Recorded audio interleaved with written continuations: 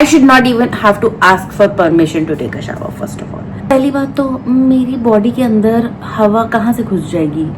यहाँ से घुसेगी, यहाँ से घुसेगी, और तो कहीं से नहीं घुसती है साइंटिफिकली. कि पार्टिकल्स सटली ब्लड में चले गए और फिर वो ब्रेस्ट मिल्क में आ गए और फिर वो बेबी के दूध में चले गए. तो जबरदस्ती एक जगह कमरे में बंद करके रखने की कोई जरूरत नहीं है. उससे किसी का भला नहीं होगा, उससे दूध कम होगा, मेरी गारंटी है. Why is it that whenever a woman gets pregnant or has a baby, everybody feels the need to tell her everything that runs through their mind? I don't get it. Hi, I'm Srishti and welcome to my channel Saas Bahu and Baby. Today we will be discussing 10 myths that I heard during my pregnancy and postpartum and how I kind of navigated those without being disrespectful but giving logic and reasoning behind every so-called myth that everybody like to share with me. So let's get into it. First of all, disclaimer. My in-laws did not say any of these to me. These are just people that I came across and some people who I heard or kind of like things that came towards me. So this is just me sharing what all I've heard and maybe if you hear these they can help you. My answers can help you kind of answer. There is no need to any way be disrespectful to elders. This channel, you will never find me trying to tell you how to be disrespectful, but maybe answering people with a little bit of logic and a little bit of reasoning with a stable mindset. And also, I feel like believing, a lot of women also end up believing these things. So, just a little bit of both. So, yeah. Number 1. 3 महीने तक किसी को मत बताना कि तुम pregnant हो, नहीं तो कुछ गड़बड़ हो जाएगी. क्यों? ऐसा कैसे होने लगा कि अगर मैं बोल दूंगी तो मिसकैरेज हो जाएगा? While I understand that there are so many things that we kind of attract towards ourselves, but no mother ever would attract something as unfortunate as a miscarriage through saying something. And by the way, let me tell you, that woman is already thinking it 24/7 all the time. She is fucking terrified, so you don't have to tell her that. But what we do need in the first 3 months, people around us to know so that they can help us. I needed my colleagues to know so that if I'm feeling sick or unwell or just the fact that I'm not up to it today, for her to cut me or them to cut me a little slack and be like, okay, I got you today, I'll cover for you. Or my boss to be a little more sympathetic towards me and be like, okay, you are going through a tough time, I get it, I'll take care of you. So we all need our tribe to show up not just when the baby comes but even before then. Number 2, don't watch sad or stressful things. I did not know देख के मेरे hormones control हो जाएंगे और मैं sad नहीं होंगी. Even when I was not seeing anything sad or scary, it's not like scary thoughts were not coming to me, or it's not like I was not getting sad. I was getting sad despite anything. And by the way, I used to love watching crime thrillers throughout my pregnancy, and my baby is just fine. He's a happy kid. He does not bother me. So the things that you can say, something like when somebody says don't watch something sad or something scary, just like maybe या तो अकेले में कर लो, मत बताओ, क्या ही जवाब दोगे, या फिर कह सकते हो कि it makes me distracted from feeling sick all the time, or it makes me distracted from having all these negative thoughts that come to me without watching something like that. Maybe sometimes watching some other person's sadness makes you feel like यार मेरी life तो ना थोड़ी सी better है, so it helps me. और ये मेरे साथ तो होता ही है कि whenever I see somebody struggle in like real world, then maybe I feel a little bit better about my real world. So yeah, that could be an answer. Number 3, cover your head after delivery. ये तो मेरा favourite है. जो मुझे मिले sir ढकले, sir ढकले, sir ढकले. इतना बड़ा sir है मेरा, इतने सारे बाल है मेरे, तो क्या मेरा सर ढक के क्या हो जाएगा? सितंबर के महीने मैंने बच्चा पैदा करा है, मुझे बताओ कि मैं सर ढक के मैं क्या कर लूंगी? My hormones are exiting me from everywhere. Okay, if you try to cover me up, I am going to spontaneously combust. So please let me go. But that's not how you answer elders. So maybe you can say something like, if you want to protect me from wind, I would rather you please protect me from the judgment of others. Wind will not touch me, मेरे बेटे को कुछ, मेरे बच्चे को कुछ नहीं होगा, और अगर होगा तो वो मेरी रिस्पॉन्सिबिलिटी है, मेरा हेडेक है। पर अभी फिलहाल के लिए मेरे को सर ढकने का मन नहीं है। हाँ, अगर तुम्हें सर ढकने से कोई दिक्कत नहीं है तो like just skip to this number 4। But if like I was one, my mother in law also never ढकोड anything, so she never forced it on me as well. So but there were people who met me who were like, अरे तूने sir नहीं ढका हुआ, तेरे को ठंड लग जाएगी, तेरा सर दर्द हो जाएगा। Did you know that actual headache क्या होता है? वो होता है स्पाइनल हेडेक। वो सर ढकने से नहीं जाएगा, वो जाता है कि अगर आप बिना अपने आप को सपोर्ट दिए नेक उठा लो तो you can get a spinal headache either from anaesthesia or epidural. तो that way you should take control of your head and not do jerky movements just because your post op in your body has been through so much. So yeah, that's the science behind it. Number 4, don't bathe for 40 days। 40 दिन मैं नहाऊंगी नहीं, मैं नहाऊंगी नहीं, मतलब ये क्या का logic हुआ कि आप नहाओगे तो आपको ठंड लग जाएगी, तो आपका बेटा बीमार हो जाएगा या आपका बच्चा बीमार हो जाएगा। मैं बार बार बेटा बोलती रहती हूँ क्योंकि मेरा बेटा है, पर please don't think I am sexist. So coming back to the actual conversation, 40 दिन तक अगर आप नहीं नहाओगे आपके अंदर बैक्टीरिया बनेगा, आपके hormones are leaving you, that is not hygienic and that is what is going to cause your child to get sick. So very calmly tell your elders that actually अगर मैं नहीं नहाई तो चांसेस आर कि मेरा बच्चा बीमार हो जाएगा, तो मुझे नहाने दो। और ये भी कहते हैं कि सर मत धो, 40 दिन तक अगर सर नहीं धोगे तो पता है कितना गंदा हो जाएगा। So just tell them that I prefer hygiene over superstition.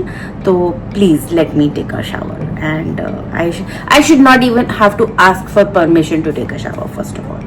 But anyway, try and find a way to explain to them logically with reasoning that actually it is not healthy not to shower. So number 5, पैर ढक के रखा करो, shorts मत पहनो, नहीं तो हवा अंदर घुस जाएगी और सारी जिंदगी पैर दर्द होंगे। ये बात तो मेरी बॉडी के अंदर हवा कहाँ से घुस जाएगी? यहाँ से घुसेगी, यहाँ से घुसेगी, और तो कहीं से नहीं घुसती है साइंटिफिकली। तो फिर मेरे पैरों में हवा घुस जाएगी और उससे मुझे दर्द हो जाएगा। काहे का लॉजिक हुआ भाई? तो साइंटिफिक रीजन कुछ नहीं है, इसका कुछ भी नहीं है। सारी जिंदगी मदर्स के पैरों में दर्द होती है, क्यों? क्योंकि वो सप्लीमेंट्स नहीं लेते थे पहले, पर उसका एट्रीब्यूशन हो गया इससे। पैर दर्द होते थे क्योंकि your child is taking milk from your body and that milk comes from the bone marrow. Bone marrow is all over your bones, that's why your bones hurt. इसीलिए डॉक्टर्स आयरन और कैल्शियम देते हैं, क्योंकि literally your bones make bone marrow, make blood, blood makes babies milk. That's the simple science of it. तो आप यही science अपने elders को कामली समझाओ और बोलो मैं अपने सप्लीमेंट्स खा रही हूँ, मुझे कोई दर्द नहीं होगा। नंबर 6, जब बच्चे को दूध पिला रहे हो तो बॉटल ढक लो। क्यों? मैंने पूछा तो मुझे बोला गया कि अच्छा क्योंकि मे बी तेरा दूध कम हो जाएगा। How is that related? दूध को नजर लग जाएगी। How is that related? अगर मैं वही चीजें खा रही हूँ, मेरा मेंटल स्टेबिलिटी सब कुछ ठीक है। दूध कम होता है जब आपकी बॉडी में स्ट्रेस बढ़ता है, दूध कम होता है जब आप अपने न्यूट्रिशन का ध्यान नहीं रखते।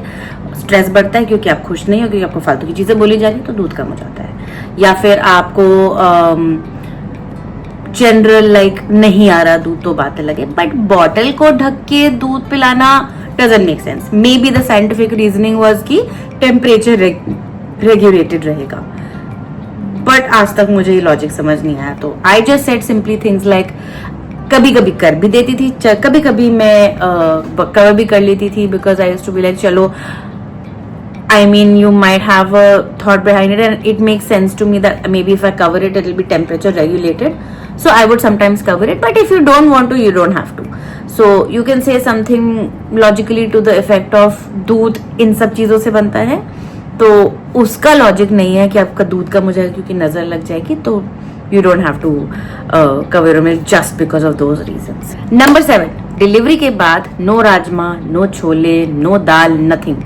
तो कितना घिया खा लेगी एक नई माँ, कितना ही टिंडे खा लेगी, कितने ही लौकी खा लेगी, कितनी ही तोरी खा लेगी।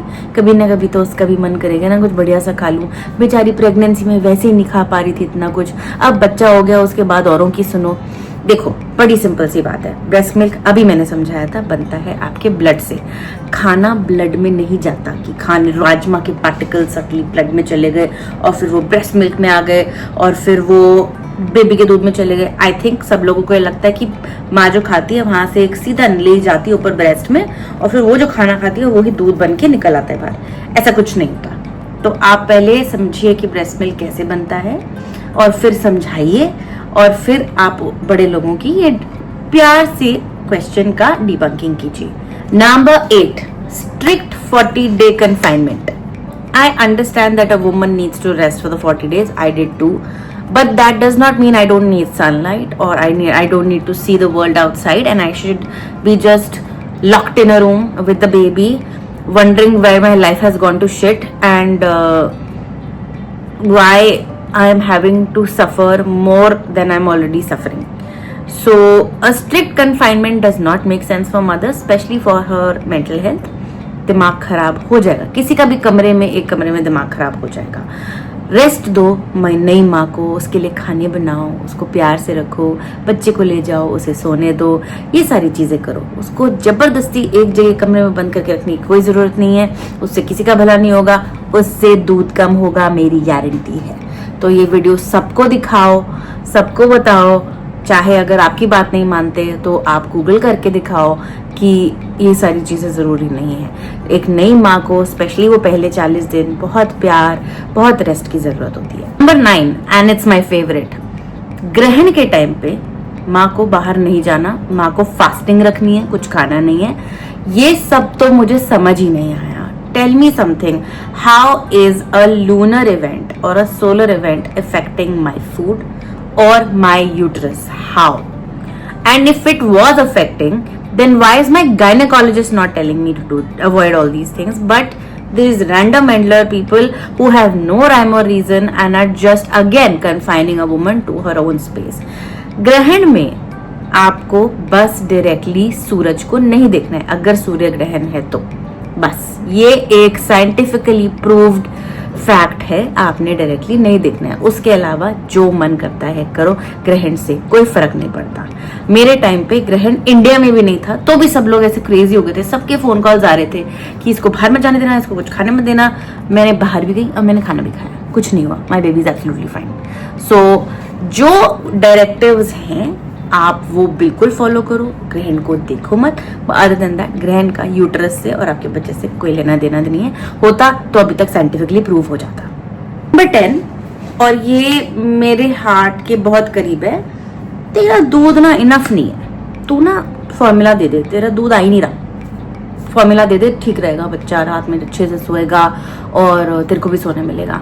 This is the biggest problem of our generation and maybe the generation before अस।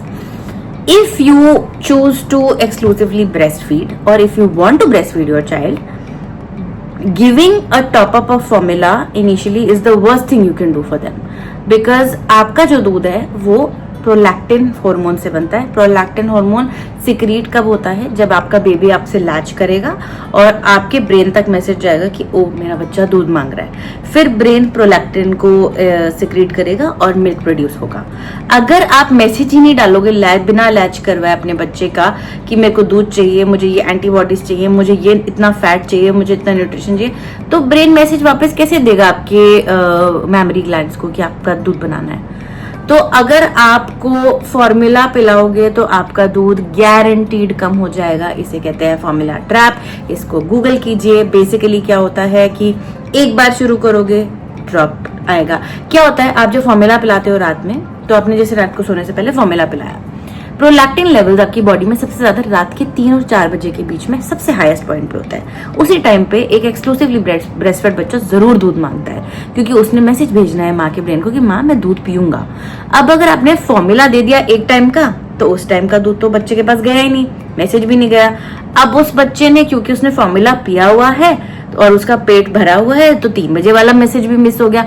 4-5 बजे बच्चा उठता है तो माँ को 5 घंटे की नींद तो मिल गई, पर 2 टाइम का ब्रेस्ट मिल्क खत्म हो गया।